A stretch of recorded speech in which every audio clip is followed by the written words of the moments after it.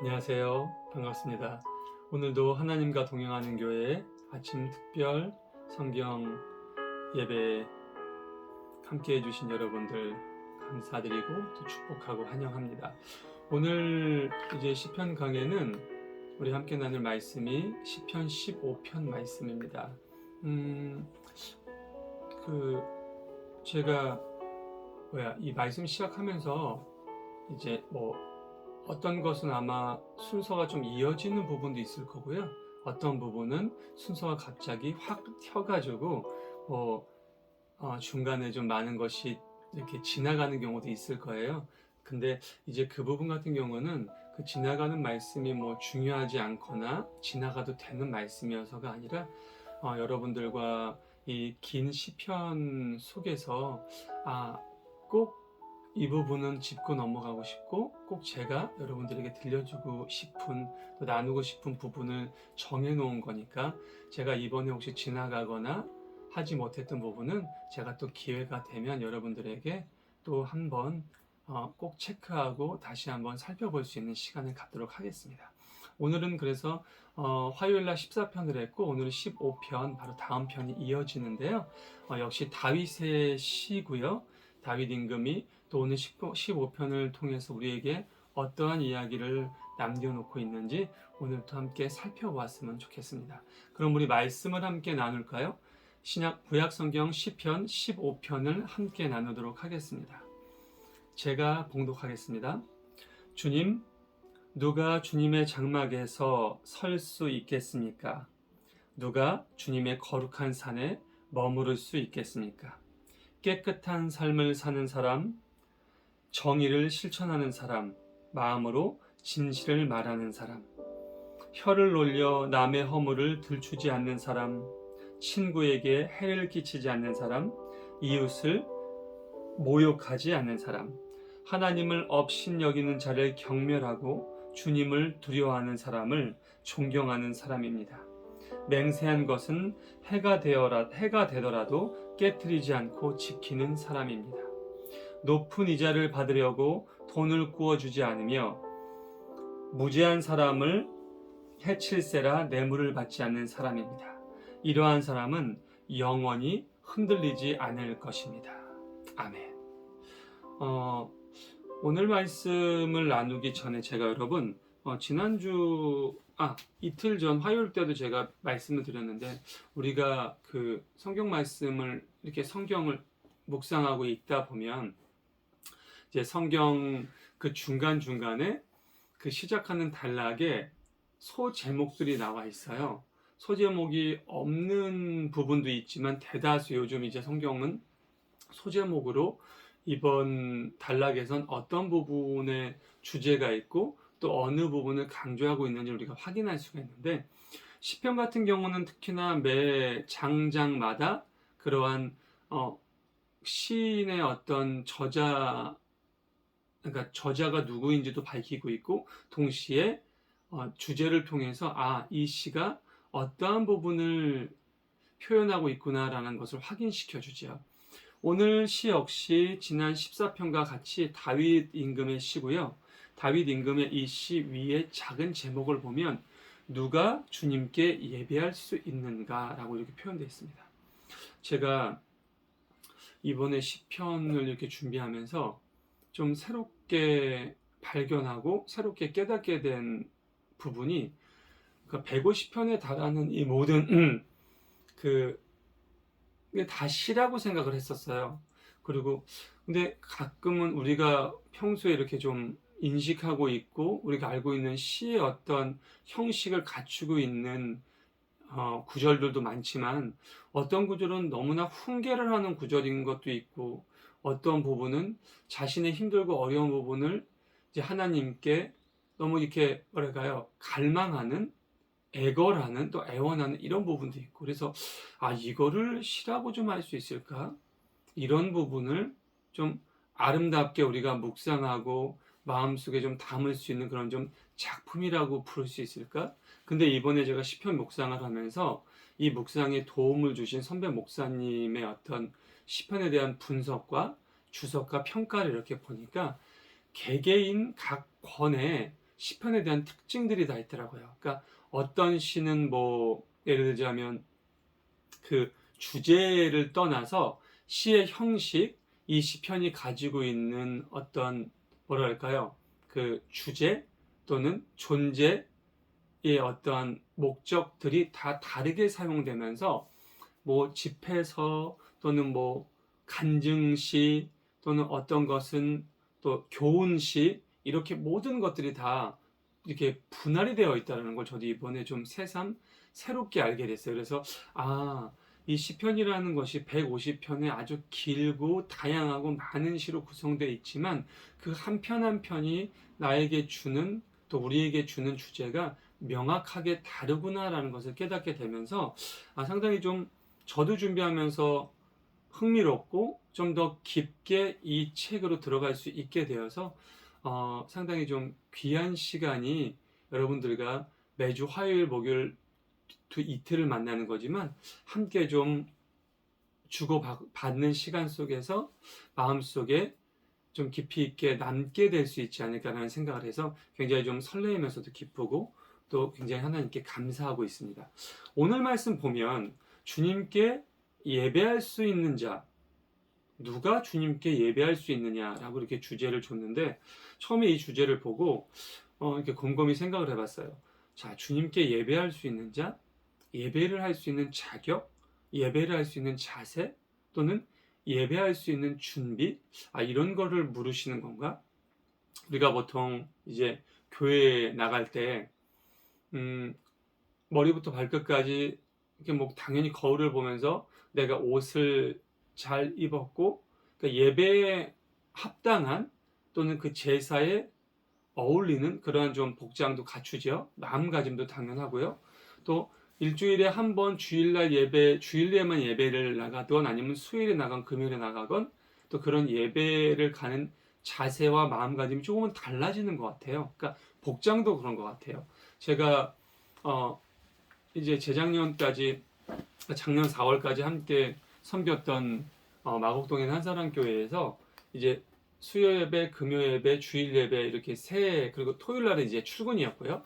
그 외에 이렇게 교회를 방문할 때 보면 토요일이 가장 좀 가벼웠어요. 왜냐면 토요일은 예배를 드리러 교회를 가는 것이 아니라 이제 다음날 예배를 위해서 준비하기 위해서 교회를 가다 보니까 너무 막 입진 않지만 좀 편안한 복장으로 이제 저희 교역자 사무실에 들어가서 다음날 이제 찬양도 고르고 찬양 악보도 복사하고 또 이제 주보도 뽑고 주보도 이렇게 접어서 정리해 놓고 근데 그 외에 뭐 수요일이나 금요일이나 주일 예배 같은 경우는 예배이기 때문에 복장이 웬만하면 정장이죠.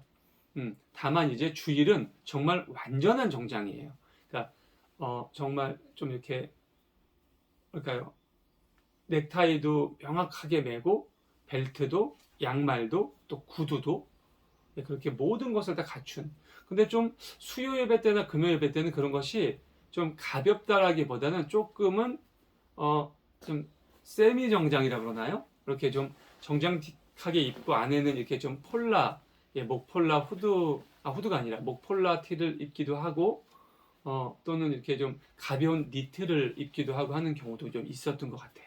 그리고 더운 이제 한동안 더운 여름 같은 경우는 외투 없이 이렇게 와이셔츠, 반팔 와이셔츠 하나만 이렇게 걸치는 그렇게 예배를 참여하기도 했던 것 같아요. 근데 오늘 이 시편 말씀을 보면서 주님께 예배할 수 있는 자, 누가 주님께 예배할 수 있는가라는 것을 물을 때 저는 그게 처음으로 딱 와닿더라고요. 예배당에 나갈 때 내가 어떠한 예복을 입고 나가느냐. 비단 그것이 겉으로 드러나는 입는 옷의 색깔, 디자인, 어떤 옷의 스타일만을 뜻하는 것이 아니라 나의 마음가짐, 내가 하나님 앞에 나아가고 집에서부터 출발하면서 예배당에 도착하는 그 어떤 20-30분, 30-40분 동안의 시간을 포함해서 예배를 드리고 예배 안에 집중할 수 있는 모든 것들을 다 이야기하는 것이 아닐까라는 생각을 해보게 됐죠. 그러면서 누가 예배할 수 있는가에 대한 질문에 대한 답이 오늘 2절, 3절, 4절로 통해서 나오고 있거든요. 다시 성경으로 돌아가 볼게요, 여러분. 자, 누가 주님께 예배할 수 있는가? 다윗의 시 이렇게 하면서 오늘 시편 시작하면서 1절에 이렇게 얘기하고 있어요. 주님, 누가 주님의 장막에서 살 수 있습니까? 굉장히 반전이라 그래야 되나요? 아니면 한편으로 충격적이라 그래야 되나요? 저는 그랬거든요. 아니, 제목은 누가 주님께 예배할 수 있는가라고 해놓고 1절의 시작이 누가 주님의 장막에서 살 수 있겠습니까? 또 누가 주님의 거룩한 산에 머물 수 있겠습니까? 라고 표현되어 있거든요. 그렇다면 이렇게 얘기할 수 있잖아요. 우리가 주님께 예배를 드리러 가는 곳, 우리가 주님께 예배할 수 있는 자격, 자세, 준비라는 것이 주님의 장막에 살 수 있는 사람, 주님의 거룩한 산에 머물 수 있는 것, 이게 동일한 의미구나.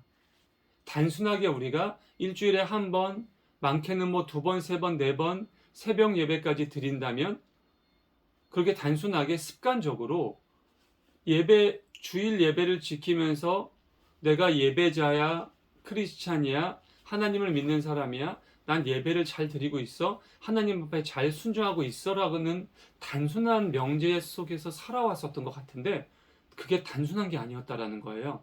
내가 주님의 장막에서 살 수 있는, 내가 주님의 거룩한 산에 머무를 수 있는 것, 그게 바로 주님을 예배할 수 있는 자가 갖춰야 될 자세, 자격, 준비였다는 것을 깨닫게 해주는 너무나 귀한 고백이었다는 거죠. 오늘 말씀이 말이죠. 그러면서 그렇다면 궁금한 거죠. 어떻게 해야 하나? 무엇이 필요한 건가? 어떤 자격을 갖춰야 할까? 어떤 준비가 필요할까? 너무나 명확하게 2절, 3절, 4절에서 이야기하고 있거든요. 2절에 보면 깨끗한 삶을 사는 사람이래요.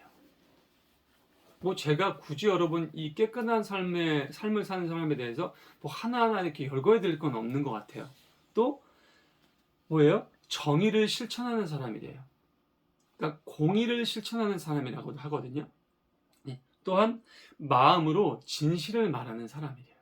참, 전 여기서 이 마음으로 진실을 말하는 사람이라는 구절이 마음에 딱 와닿았어요. 그러니까 사람들이 입술로는 진실을 얘기해요.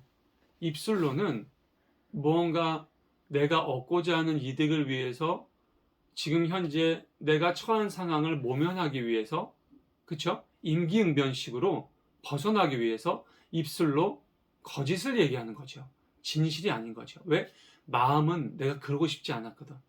내가 지금은 비굴하지만, 내가 지금은 어쩔 수 없이 너한테 이렇게 얘기하지만, 내가 어느 날 내가 준비되고 내가 뭔가 갖추게 되면 내가 오늘 이 비참함을, 오늘 이 비굴함을, 오늘 이 억울함을 100배로 갚아주겠다라는 마음을 먹고 어떤 말을 뱉는다면 그것은 진실이 아니죠. 마음으로 진실을 말하는 사람. 정말 우리 하나님을 믿는 크리스찬은 이런 사람이 되어야 된다라고 다시 한번 깨닫게 됐어요. 또 한번 이어가 볼까요? 그러면서 동시에 혀를 놀려 남의 허물을 들추지 않는 사람이래요. 또 친구에게 해를 끼치면 안 되는 사람이고요. 이웃을 모욕하지 않는 사람이래요. 하나님을 업신여기는 자를 경멸해야 돼요, 여러분. 내가 믿는 하나님, 나의 모든 것 되시는 주님을 경멸하고 모욕하고 업신여기는 사람을 그냥 두면 안 되는 거예요. 한 귀로 듣고 한 귀로 흘려도 안 되는 거예요. 그런 사람을 명확하게 경멸할 수 있어야 되는 거예요. 주님을 두려워하는 사람을 존경하는 사람. 이건 완전히 동전의 양면 같죠? 그러니까 하나님을 업신여기는 자를 우리가 그냥 둬서는 안 된다는 거예요. 명확하게 단죄해야 되고, 그러니까 경멸이라는 단어를 사용했을까라는 생각을 해봤는데 그만큼 하나님을 업신여기는 사람은 가차없이 용서하면 안 된다는 뜻인 것 같아요. 반면에 주님을 두려워하는 사람, 하나님을 경외하는 사람은 존경해야 된다. 그리고 또 이어지죠. 맹세한 것은 혹여 나에게 해가 되더라도, 물론 여기서 맹세한 것은 바로 나와 하나님과의 관계예요. 서원이라고 얘기하죠. 서원한 것은 나에게 혹여 그것이 해가 되고 나에게 피해가 되고 손해가 되더라도 반드시 지키는 사람, 바로 그런 사람을 하나님은 나에게 나와 예배에 합당한 자라고 얘기하세요. 그리고 그렇게 예배 합당한 사람을 하나님께서 당신의 장막에서 살 수 있게 해주신대요. 아, 참 이게 모든 것이 다 유기적으로 연결되어 있다라는 거죠. 14편에서 혹시 여러분 그저께 이야기했던 거 기억하세요? 14편에서 어떤 이야기가 나왔어요? 하나님 안에 소속된 공동체가 하나님의 사람들과 만나는 그 공동체 안에서는 정말 경건해. 뭔가 겉으로 드러나고 표현되는 모습들이 온전해요. 근데 거기만 벗어나면 하나님을 믿지 않는 사람들을 대할 때 세상에서의 삶의 모습을 바라봤을 땐 아니라는 거죠. 그런 모습이 나타나지 않는다라는 거예요. 한결같지 않고 이중적인 잣대가 본인들에게 들여져 있고 본인도 그렇게 생활한다라는 거죠. 오늘 이 15편의 말씀에서도 비슷한 의미의 말씀이 있어요. 하나님께서 합당하게 받으시는 예배자가 누구인가? 우리가 예배를 하나님께 드리지만 하나님께서 그 예배를 받지 않으시면 그 예배는 소용이 없는 거거든요. 그저 그냥 시간 낭비, 우리의 어떤 뭐랄까요? 열정 낭비? 아무 의미가 없는 거예요. 우리가 정성껏 마음을 다하고 뜻을 다하고 정성을 다하고 목숨을 다해서 드려지는 그 온전한 예배. 오늘 이 15편에서 다윗 임금이 이야기하는 누가 주님께 예배할 수 있는가? 주님, 누가 주님의 장막에 거할 수 있습니까? 누가 주님의 거룩한 산에 오를 수 있습니까? 바로 이러한 사람들 아닙니까? 특히 제가 오늘 여러분들과 이야기하는 이 자격에 대해서 이야기할 때 꼭 드리고 싶은 것이 바로 이 5절의 이야기거든요. 높은 이자를 받으려고 돈을 구워주지 않으며 무지한 사람을 해칠세라 뇌물을 받지 않는 사람이래요. 2절, 3절, 4절에서 이 자격에 대해서 많은 이야기들이 있어요. 또 그 2절, 3절, 4절에서 표현하고 있는 그 요건들은 충분히 공감이 돼요. 그리고 머릿속에도 있었던 이야기고 마음속에도 담고 있었던 것들이에요. 내가 또는 우리가 지금 당장 이 모든 것들을 실천하기에 나의 믿음이 좀 부족하고 나의 상황과 여러 가지가 좀 여건이 힘들다는 또는 핑계 아니면 그런 연약함, 그런 좀 안타까움을 내포하고는 있지만 근데 5절에서 이 시편을 마무리하면서 높은 이자를 받으려고 돈을 구워주지 않는다? 이게 조금 의아했거든요. 그래서 선배 목사님의 주석을 좀 확인해 보니까 이 부분이 이 시대 때 통용되는 아주 뭐랄까요? 고이자, 그러니까 고금리 이런 것들이 지금 이 시대에만 있는 게 아니라 정말 사람이 사는 곳은요 다 이런 게 있었나 봐요. 시대를 불문하고 이때 당시에 이 바빌로니아 지역에서는 33%가 넘는 이자 그리고 옆 도시인 아시리아는 무려 50%가 넘는 고금리로 이자를 그러니까 돈을 서로 구워주고 그 이자를 받고 하는 것이 성행에 있었다라는 거예요. 근데 오늘 다윗 임금이 이자만 얘기한 게 아니라 뭐라고 얘기해야 돼요? 그러니까 무지한 사람을 해칠세라 뇌물을 받지 않는 사람 역시 돈에 관련된 거예요. 또는 높은 이자를 받으려고 그렇죠? 높은 이자를 받는다는 건 뭐예요? 어떻게 보면 불로소득이거든요. 높은 이자를 받으려고 돈을 구워주지 않는다. 이 모든 것을 포함한 이 위의 것들을 다 실천하는 사람, 이런 것들을 갖추고 있는 사람은 영원히 흔들리지 않는다라고 표현하고 있어요. 이러한 사람이 하나님의 예배에 어울리는 자군요. 이러한 사람들이 장막에 살 수 있는 사람이군요. 이러한 사람들이 하나님의 그 거룩한 산에 이룰 수 있는 사람이군요. 라고 표현한 게 아니라 영원히 흔들리지 않는다라고 표현하고 있거든요. 여기서 사용된 이자, 이 이자의 단어가 네세크라는 원어인데 이 네세크라는 단어가 나샤크라는 단어에서 왔대요.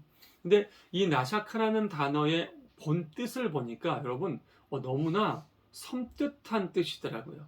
물어 뜯는다라는 뜻이래요. 그럼 뭐예요? 이자라는 것 자체가 바로 누군가를 물어 뜯는다는 의미를 갖는 거거든요. 그 이자가 뭐 참, 그러니까 이자가 부담이 없구나. 굉장히 이자가 참 합리적이구나. 그런 모든 걸 떠나서 이자라는 히브리어의 원어 자체가 그렇다라는 거예요.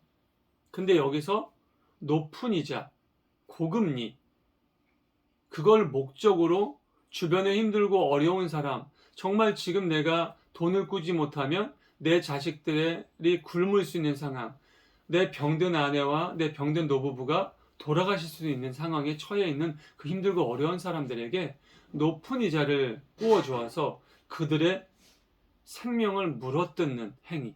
그게 바로 이 시대에 고금리로 사람들에게 돈을 꾸어줬던 사람들의 모습, 행태, 만연해 있던 상황.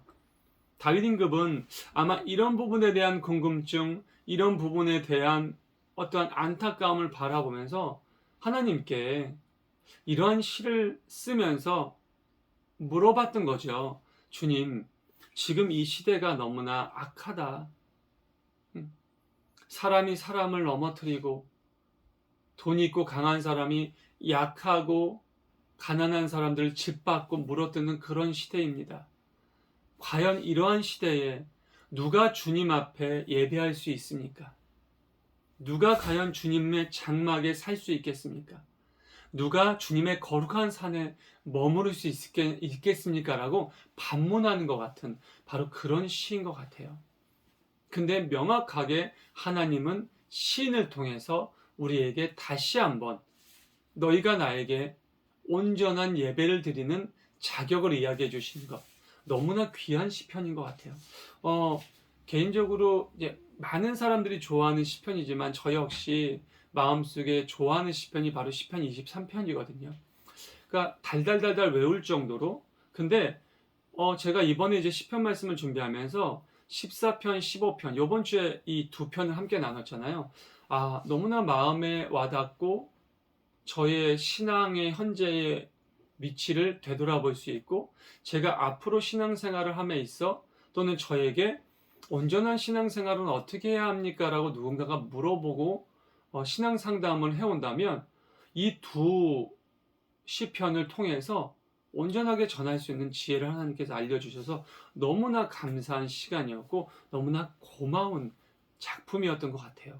정말 다윗 임금은 정말 참 탁월한 신학자이자 탁월한 너무나 그러니까 아름다운 시를 많이 썼지만 이렇게 지금 이 시대에 살아가고 있는 저를 비롯한 목회자들에게 또는 오늘 이 시간 우리 방송을 함께하고 있는 우리 사랑하는 모든 성도님들, 기도의 동역자들, 또 하나님을 믿는 그 믿음으로 이 시대를 살아가고 있는 우리 모두에게 우리가 힘들고 어려울 때, 흔들릴 때, 뭔가 결단을 내리지 못할 때 명확한 기준을 정해줄 수 있는 그러한 시인 것 같아서 참 마음이 따뜻해지면서 동시에 도전을 받게 하는 그런 작품인 것 같아요. 사랑하는 성도 여러분, 말씀을 마무리하면서 제가 오늘 이 15편을 통해서 우리 마음속에 꼭 새겨야 할 것, 우리 마음속에 꼭 갖춰야 할 것이 무엇인지 딱 한 가지만은 서로 중보했으면 좋겠는 거예요. 그게 뭐냐면 우리의 예배를 받으시는 분이 누구냐는 거예요. 우리가 예배를 하러 나갈 때 나의 모습이나 또는 나의 찬양이나 나의 어떤 여러 가지들을 교회 목사님 또는 교회 장로님 또는 교회에서 내가 잘 보이고 싶은 사람, 그런 게 아니라는 거예요. 예배의 주체, 예배의 대상은 오직 한 분 하나님이시라는 거죠. 그렇다면 우리가 예배를 나갈 때 또는 예배를 통해서 주님 앞에 우리의 마음을 드릴 때, 우리의 정성을 드릴 때 과연 우리가 어떻게 드려야 할까? 단순하게 우리가 월요일부터 토요일까지 세상에서 내 뜻대로, 내 지식에 의지해서 내 마음대로 살다가 예배 전에 나아가서 아까 얘기했던 것처럼 마음으로 진실을 말하는 사람이 아니라 그저 겉모양으로만 경건한 모습을 보이는 것에만 국한되는 것이 아니라 우리가 혹여 이러한저런 상황과 힘들고 어려운 육체적인 아픔으로 인해서 온전한 예배를 현재 못 드리고 있는 분들도 분명 계시거든요. 그래서 이런 방송이나 또는 정말 매주 주일을 성수해야 되는데 그러지 못하는 상황에 처해 있는데도 그 마음을 분명 하나님은 아시거든요. 하나님은 사람의 중심을 보시는 분이지 외적인 부분을 보시는 분이 아니라는 것, 바로 그것을 저는 오늘 우리가 마음속에 새겼으면 좋겠는 거예요. 그래서 그 주체 되신 하나님께서 바라시는 게 무엇인지 오늘 명확하게 다윗 임금의 입술을 통해서 우리에게 말씀하셨거든요. 하나, 마음의 진실을 얘기하는 사람, 마음으로 진실을 잊지 않는 사람, 우리 모두가 그런 사람이 되었으면 좋겠고요. 우리 모두에게 그런 믿음이 자리 잡힐 수 있기를 간절히 축원합니다. 또 그런 믿음으로 남은 한 주를 또 온전하게 보내시고 돌아오는 주일을 경건하게, 정성되게, 거룩하게 지키실 수 있는, 그래서 정말 오늘 다윗 임금의 질문처럼, 의문처럼 우리는 주님 앞에 예배드릴 수 있는 사람, 그런 사람이 될 수 있기를 주님의 이름으로 간절히 축원합니다. 기도하겠습니다. 하나님 감사합니다.